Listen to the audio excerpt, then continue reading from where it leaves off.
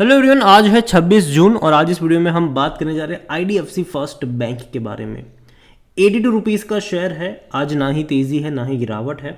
एक महीने का ग्राफ देखो तो तेज़ी पकड़ी थी इसने।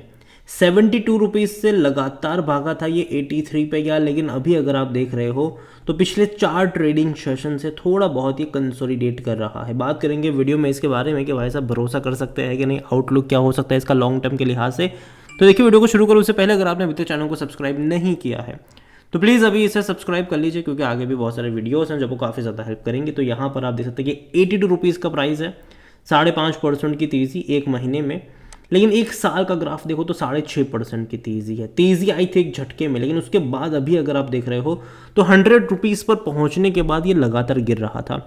हालांकि बीच बीच में इसने अटेम्प्ट करा ज़रूर था, लेकिन हर बार वो वहाँ से गिरा था। लेकिन इस बार का अटेम्प्ट देखते हैं कि सक्सेसफुल कर पाता है कि नहीं। एक रेजिस्टेंस यहाँ पर ज़रूर था 85 रुपये का, इस बार भी उसी रेजिस्टेंस ने इसको नीचे की तरफ धकेलने का काम करा है। अब यहाँ पर सक्सेसफुली इसका टिकना ज़रूरी है, नहीं टिका तो वापस 75 रुपये का लेवल देखने के लिए जा सकता है। और अगर आप मेरे चैनल को रेगुलर फॉलो करते हो, इसको लेकर मैंने पहले भी कहा था कि जब तक मर्जर का प्रोसेस कंप्लीट नहीं हो जाता, क्योंकि बहुत जल्दी आईडीएफसी फर्स्ट बैंक और आईडीएफसी लिमिटेड का मर्जर होने वाला है, मैंने पहले भी कहा था कि जब तक मर्जर कंप्लीट नहीं हो जाता मैं बहुत बड़ी तेज़ी की उम्मीद नहीं कर रहा हूँ। देखो हाँ, बीच बीच में अप्स यहाँ मतलब थोड़ी बहुत तेज़ी दिखाने की कोशिश करेगा, अप्स एंड डाउन्स आपको देखने को मिलेंगे, लेकिन एक डिसाइसिव ब्रेकआउट मैं एक्सपेक्ट नहीं कर रहा हूँ। यहाँ पर हो सकता है कि अभी तेज़ी दिखाई इसने, लेकिन वापस से 75 के लेवल पे जा सकता है, फिर वापस से वहाँ से तेज़ी दिखाने की कोशिश करेगा और फिर वो 80-85 रुपये का लेवल दोबारा दिखा देगा। ये होता रहेगा, लेकिन असली यहाँ पर जो गेम होगा वो होगा इनके मर्जर के बाद। और अगर आप देखो तो मर्जर के चलते एक और छोटा बैंक है उज्जीवन स्मॉल फाइनेंस बैंक, वो भी अभी थोड़ा बहुत डगमगा ज़रूर रहा है, लेकिन वीडियो में स्पेसिफिकली बात इसी के बारे में करेंगे। यहाँ पर वॉल्यूम्स देखो तो देखो बड़ी क्वांटिटी में जो ट्रेडिंग है वो पहले से हो रही है, अभी भी हो रही है। 3 करोड़ से भी ज़्यादा के शेयर्स आज यहाँ पर ट्रेड होते नजर आए। कंपनी का जो ऑल टाइम हाई था बैंक का वो 100 रुपये का था, 17 रुपये का लो भी था। जो मार्केट कैप है इसका वो 58,000 करोड़ से भी ज़्यादा का इसका मार्केट कैप देखने को मिल रहा है। कंपनी को लेकर अगर हम बात करने जाए तो यहाँ पर पिछले महीने की खबर थी कि भाई 3,200 करोड़ रुपए के शेयर्स इन्होंने इश्यू करे थे प्रेफरेंशियल अलॉटमेंट के जरिए। और यहाँ पर आईसीआईसीआई सिक्योरिटीज़ का बाई कॉल था, 95 रुपीज़ का टारगेट भी दिया था। 100% लो according to Moneycontrol user खरीदारी करने की बात कर रहे हैं। जहाँ तक बात करी जाए डिविडेंड की तो पे नहीं कर रहा, लेकिन मुझे लगता है कि शायद हो सकता है कि अगले साल से पे करना स्टार्ट कर दे, क्योंकि अभी अगर आप देखो तो पिछले 2-3 सालों से अच्छा प्रॉफिट करना स्टार्ट कर दिया है। इवन पिछले फाइनेंशियल ईयर में बहुत अच्छा प्रॉफिट था इनका, बहुत अच्छा। अगर आप यहाँ पर खुद देखो रेवेन्यू वाइज तो बेहतरीन ग्रोथ था। फाइनेंशियल ईयर 2024 में तकरीबन 30,000 करोड़ से भी ज़्यादा का इनका रेवेन्यू था।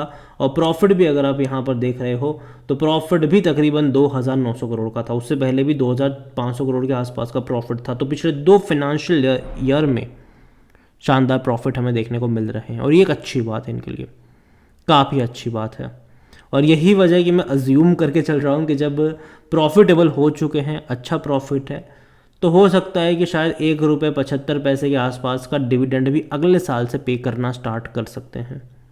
और जहाँ तक वैल्यूएशन की बात करें तो जो पी रेशियो है इसका वो 19-20 का है, जो कि थोड़ा सा महंगा है सेक्टर पी 17 के मुकाबले। और अगर ये वापस गिरकर 75 की रेंज में जाएगा, ये सस्ता हो जाएगा, खरीदारी वहाँ से देखने को मिल सकती है। और ये मैं पहले भी बोल चुका था जब ये गिरावट दिखा रहा था। मैं अभी भी कहूँगा, मैं पहले भी बोल चुका हूँ कि 70-75 का लेवल मुझे अच्छा लगता है। अगेन इसका मतलब ये नहीं कि आप वहाँ पे जाए तो आप बहुत बड़ी क्वांटिटी खरीद के बैठ जाओ। मैं बाय ऑन डिप्स की बात कर रहा हूँ वहाँ पर, ठीक है।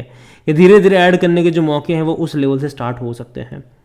और 67% एनालिस्ट भी खरीदारी की बात यहाँ पर कर रहे हैं। फिनेंशियल्स अगर आप देखोगे इसके तो लास्ट क्वार्टर के नंबर जो थे वो रेवेन्यू वाइज देखो, रेवेन्यू इनके लगातार बढ़ रहे हैं, दिक्कत आ रही है प्रॉफिट्स में। यहाँ पर अगर आप देख सकते हो कि पहले जो इनके रेवेन्यू थे मार्च में, जहाँ 7,800 करोड़ के रेवेन्यू थे, तब 816 करोड़ का प्रॉफिट था। रेवेन्यू हर क्वार्टर में बढ़ा है, लेकिन प्रॉफिट उस तरीके से नहीं बढ़ रहा है, बल्कि कई बार तो कम हो रहा है यहाँ पर। तो ये चिंता का विषय ज़रूर है। मार्जिन पे यहाँ पर दबाव बन रहा है और खर्चे इनके हो रहे हैं, चाहे वो एक्सपांशन के लिए हो, चाहे वो अलग अलग ब्रांच खोलना हो, या फिर एटीएम सेटअप करना हो, या फिर चाहे वो मार्केटिंग को लेकर हो, खर्चे हो रहे हैं। BCCI के साथ भी इन्होंने कॉन्ट्रैक्ट करा था डील का, अपनी जो ट्राई सीरीज़ है उसको लेकर इनकी डील हुई थी। इसके अलावा IPL में भी मुंबई इंडियंस के ऑफिशियल बैंकिंग पार्टनर भी थे ये। तो ये है, खर्च कर रहे हैं, ये दबा के खर्चा भी कर रहे हैं। और उसका फ़ायदा भी ये है कि धीरे धीरे इनके डिपॉजिट्स बढ़ रहे हैं, धीरे धीरे इनके रेवेन्यू बढ़ रहे हैं। जहाँ तक शेयर होल्डिंग के बारे में देखें तो प्रमोटर की होल्डिंग 37.43% की है, और इंस्टीट्यूशंस में FIs बड़ी क्वांटिटी में है। म्यूचुअल फंड के पास कम क्वांटिटी है, 2.67% है, 4.14% डोमेस्टिक इंस्टीट्यूशन के पास है, और FIs 23.65% पर है। रिटेल और अदर की मिलाकर 32.11% है, जिनमें से रिटेल इन्वेस्टर 15.36% पर है, और जो अदर पार्टीज़ है वो 16.75% का स्टेक जो है वो यहाँ पर लेकर बैठे हुए हैं। ओवरऑल देखा जाए तो शेयर होल्डिंग पैटर्न उतना भी ख़राब नहीं है, लेकिन मर्जर के बाद देखना इंटरेस्टिंग होगा इनका शेयर होल्डिंग पैटर्न, क्योंकि मर्जर होने वाला है IDFC लिमिटेड के साथ। आज नहीं तो कल ये ज़रूर हो जाएगा, हो सकता है कि कुछ वक्त और निकल जाए, लेकिन ये मर्जर है, टेबल पर मर्जर है ये, और बहुत जल्दी वो होने वाला है। और मर्जर के बाद हमें बहुत सारी चीज़ें पता चलेगी कि शेयर होल्डिंग पैटर्न किस तरीके का है, इनके प्रॉफिट्स कितने हैं, रेवेन्यू कितने हैं, इनके वैल्यूएशन कितना है, उसके हिसाब से भी इसको जज करा जाएगा।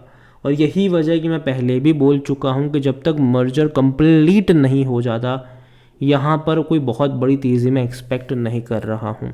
लेकिन अगर गिरावट आती है तो 70-75 रुपये की रेंज में अगर जाता है तो बाय ऑन डिप्स की शुरुआत जो है वो वहाँ से हो सकती है।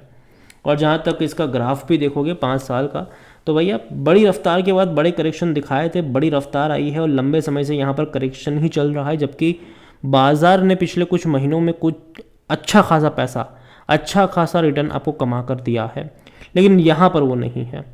तो ग्राफ मुझे लगता है कि इसका वैसा ही होगा कि तेज़ी आई, गिरावट आई, तेज़ी आई, गिरावट आई, तेज़ी आई, गिरावट आई, और नीचे से वापस से बाउंस बैक करेगा। लॉन्ग टर्म के लिहाज से मैं ये मान के चल रहा हूँ कि बैंक अच्छा है, जो नियो बैंकिंग कह लो या न्यू जनरेशन बैंकिंग वगैरह कह लो, कंपनी अच्छा कर रही है, बैंक वहाँ पर अच्छा कर रही है। इवन क्रेडिट कार्ड के बिजनेस में भी बहुत ही कम वक्त में काफ़ी अच्छी पकड़ मजबूत करी है इसने।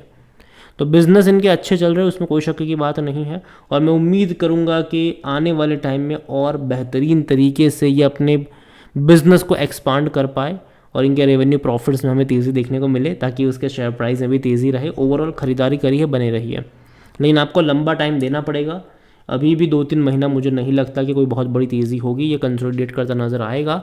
लेकिन लॉन्ग टर्म के लिहाज से अगर आपका नज़रिया 3-4 सालों का है तो मुझे लगता है कि ख़राब नहीं है बैंक, ग्रोथ डेफिनेटली यहाँ पर एक्सपेक्टेड रहेगी। और धीरे धीरे अगर इंडिया में GDP को अच्छे से कंट्रीब्यूट करना है तो कहीं ना कहीं उसको अगर बढ़ना है तो कहीं ना कहीं मैं मान के चल रहा हूँ कि बैंकिंग सेक्टर एक बहुत ही बड़ा कंट्रीब्यूटर वहाँ पर ज़रूर होगा। तो नज़र रखिए इसके ऊपर, लेकिन जो मैंने कहा है वो लेवल पर भी आपकी नज़र होनी चाहिए। अगेन ये मेरा पर्सनल ओपिनियन है, कोई भी इन्वेस्टमेंट एडवाइस नहीं है ये। वीडियो को यहीं पे एंड करता हूँ, पसंद आया हो तो लाइक करें, शेयर करें, चैनल अगर पहली बार है तो प्लीज़ सब्सक्राइब करें। और IDFC फर्स्ट बैंक के बारे में आप क्या सोचते हैं वो भी आप मुझे कमेंट में लिख के बता सकते हैं। Thank you.